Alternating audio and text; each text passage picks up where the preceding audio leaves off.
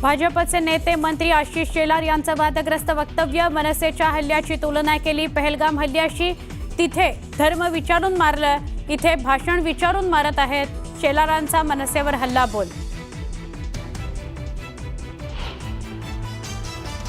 भोजपुरी अभिनेता निरहुआचं वादग्रस्त विधान, मला मराठी येत नाही, दम असेल तर महाराष्ट्रातून बाहेर काढून दाखवा।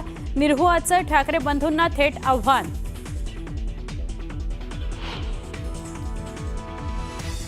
दौंड तालुक्याच्या स्वामी चिंचोली अत्याचार प्रकरणी पुणे ग्रामीण पोलिसांची मोठी कारवाई, दोन्ही आरोपींना पोलिसांनी ठोकल्या बेड्या।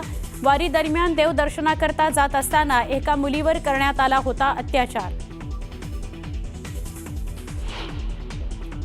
10 दिवसांच्या बाळाच्या पोटावर गरम विळ्यानं दिले तब्बल 39 चटके, अमरावतीच्या मेळघाटातला धक्कादायक प्रकार।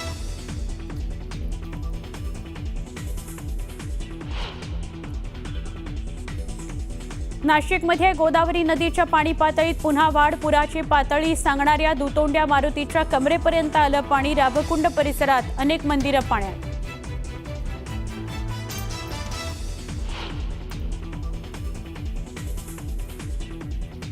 पालघरला मुसळधार पावसानं झोडपलं, सूर्या नदीच्या धामणी धरणातून पाण्याचा विसर्ग, सूर्या नदीच्या पातळीत वाढ।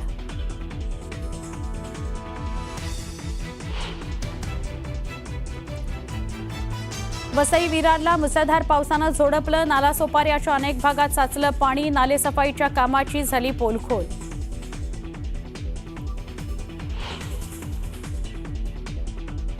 मुख्यमंत्र्यांच्या हस्ते सपत्नीक श्री विठ्ठल रुक्मिणीची महापूजा संपन्न, पांडुरंगाचं आषाढीला दर्शन, हा जीवनातील आनंदाचा क्षण। महाराष्ट्रातील सगळी संकट दूर करण्याची शक्ती द्या, असं फडणवीसांनी घातलं विठ्ठलाला साकडं।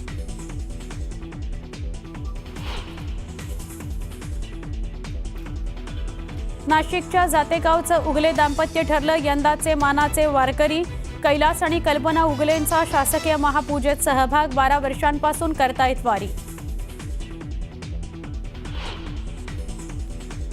पंढरपुरात भाविकांचा उसळला महासागर, टाळमृदुंगाच्या गजरात वारकऱ्यांच्या उत्साहाला उधाण, दर्शनाकरता लांबच लांब रांगा।